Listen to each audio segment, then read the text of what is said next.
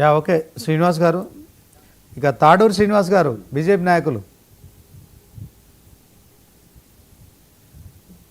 తాడూరు శ్రీనివాస్ గారు, yeah yeah ఎట్లా చూస్తారు సార్? మీరు రాష్ట్రంలో కాంగ్రెస్ ప్రభుత్వం బీసీల పక్షాన 42% రిజర్వేషన్లు అమలు చేసేందుకు ఇప్పటికే కులగణన చేశాము, కానీ అక్కడ రాష్ట్రపతి పంపించిన బిల్లు ఆమోదం లేదు. తర్వాత గవర్నర్ నుంచి పంపించిన ఆర్డినెన్స్కు కేంద్ర హోంశాఖ నుంచి కూడా క్లియరెన్స్ రాలేదు. అయినప్పటికీ కూడా మేము కట్టుబడి ఉన్నాం. కులగణన చేసిన పార్టీ మాది. 100 ఏళ్ల తర్వాత మేమే తెలంగాణలో వేసినాం. తెలంగాణ అనేది దేశానికి role model. At the same time మరొకసారి కూడా తెలంగాణ కాంగ్రెస్ ప్రభుత్వం హయాంలోనే కులగణన జరిగింది. 42% బీసీలకు రిజర్వేషన్లు ఇచ్చేందుకు చిత్తశుద్ధితో ఉన్నాం. కేంద్రంలో ఉన్న బీజేపీ సర్కారు దీనికి క్లియరెన్స్ ఇవ్వట్లేదు. సో మేమైతే బీసీలకు పార్టీ పరంగానైనా 42% ఇస్తామని చెప్పి రేవంత్ సర్కారు మరి కాంగ్రెస్ పార్టీ పక్షాన ఇస్తున్న అంశంలో మీరేం చెప్తారు? ఇంతకుముందు చెప్పినారు కదా కోటేశ్వరరావు గారు. సో ఆ రకంగా కాంగ్రెస్ పార్టీ వ్యవహారం, వారి వైఖరి ఉన్నది చాలా క్లియర్గా. సో రెండో విషయం మీరు ఇక్కడ గమనించాల్సింది ఏంటంటే, ఈ 42% అనేది మరి ఏ దేవతలు చెప్పినారా, రాహుల్ గాంధీ చెప్పినారా ఆయన చెవులో? అసలు బీసీలకు 42% అనేది ఆ నెంబర్ని ఎలా ఫిక్స్ చేశాడు, ఎవరిని అడిగి ఫిక్స్ చేశాడు అనేది ఫస్ట్. కామారెడ్డి ఎన్నికల ముందు సరే ప్రసంగాలలో చెప్పినారు. ఏమని చెప్పినారు? నేను అధికారంలోకి రాగానే నేను 42% రిజర్వేషన్ అమలు చేస్తా. కానీ అంతకుముందు అదే స్టేట్మెంట్లో మరి నేను కేంద్రానికి పంపిస్తా, నా వంతు ప్రయత్నం నేను చేస్తా, మరి బీజేపీ కూడా ముందుకు రావాలి, లేకపోతే అన్ని పార్టీలను కలుపుకొని దీని మీద పోరాటం చేస్తా, ఆ రకంగా పోలే. నేను ఇస్తా అన్నాడు. ఇస్తా అంటే ప్రజలందరూ నమ్మినారు.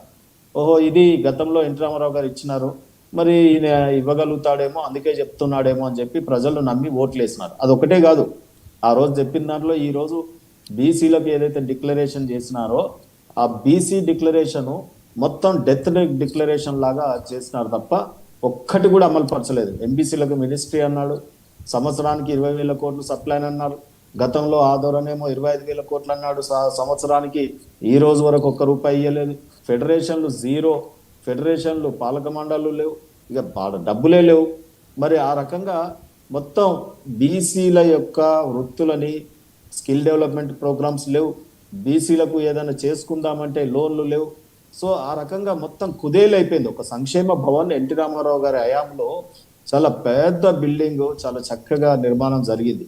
సో మరి ఈరోజు ఆ సంక్షేమ భవన్ మొత్తం ఏ రకంగా ఉందో మీరు ఒకసారి పోయి అక్కడ చూడండి. 99 టీవీ ద్వారా మీకే తెలుస్తుంది సంక్షేమం ఏ రకంగా ఉంది రాష్ట్రంలో అనేది.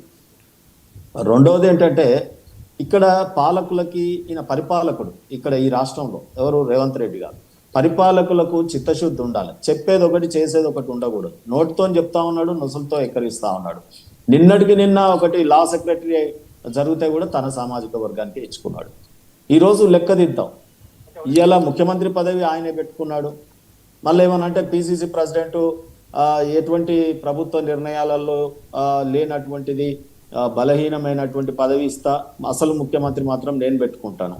ఆ తర్వాత క్యాబినెట్ మంత్రులలో కేంద్రంలో చూసైనా ఓ ప్రధానమంత్రిని మొత్తం దేశానికి వివిధ రాష్ట్రాలలో బీసీ ముఖ్యమంత్రులను చేస్తూ ఉంది బీజేపీ. మరి రాహుల్ గాంధీ ఆలోచించి వెంటనే ఇక్కడ తెలంగాణకో లేకపోతే ఇంకెక్కడనో మరి ఏ రకంగా ఉన్న మూడిట్లలో మరి బీసీలకు ఎన్ని ఇవ్వాలనేది ఆయన ఆలోచన చేయాలి. రెండోది, క్యాబినెట్ మంత్రులలో కేంద్రంలో 27 మందికి ఇచ్చారు. మరి మా సిగ్గు పోతుంది, మేము కూడా ఈ రాష్ట్రంలో ఆచరించి పోదాం. ఇదైతే ఈయన చేతుల్లో ఉంది కదా, దీనికి ఏ కోర్టు అక్కర్లేదు, ప్రెసిడెంట్ అక్కర్లేదు, గవర్నర్కి చెప్తే సరిపోతుంది. సో ఆ రకంగా క్యాబినెట్ మంత్రులలో బీజేపీని చూసి అన్న నేర్చుకోవట్లేదు. ఇక్కడ మొత్తం ఒకే సామాజిక వర్గానికి పెద్దపీట వేసినాడు. అది కాకుండా ఈ మధ్య నియామకాలలో కార్పొరేషన్ చైర్మన్స్ అండి, అవి ఇంచుమించుగా కార్పొరేషన్ చైర్మన్స్ అంటే చాలా ప్రభావవంతమైనది, ప్రజలకు నేరుగా ఆ కార్పొరేషన్ నిధుల ద్వారా డెలివరీ చేసేటటువంటిది. అన్ని కార్పొరేషన్లలో 90% సమయం ఇస్తే పేర్లతో సహా చెప్తాను. సో అన్ని కార్పొరేషన్ చైర్మన్లు కూడా ఈరోజు ఒకే తన సామాజిక వర్గానికి, ముఖ్యమంత్రి సామాజిక వర్గానికి. మరి ఈయన 42% ఇస్తాను, ఆయన కార్పొరేషన్ చైర్మన్లలో ఇవ్వద్దని ఎవరన్నా ఆపిండా? క్యాబినెట్ మినిస్టర్లు ఎవరన్నా ఇవ్వద్దని ఆపిండా? నిన్నటికి నిన్న లా సెక్రటరీ ఎవడని ఇవ్వద్దని ఆపిండా?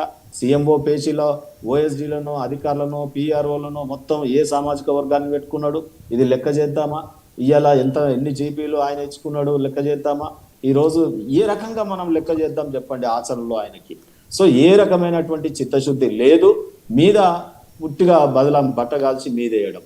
నేనేమంటానంటే ఇది ఒక లైన్ లో మీకు అర్థం కావాలంటే ప్రజలకు ఒకటే విషయం చెప్తాను. ఇక్కడ భువనగిరిలో ఒక గుట్ట ఉందండి, ఆ గుట్ట కింద నేను జన్మించిన.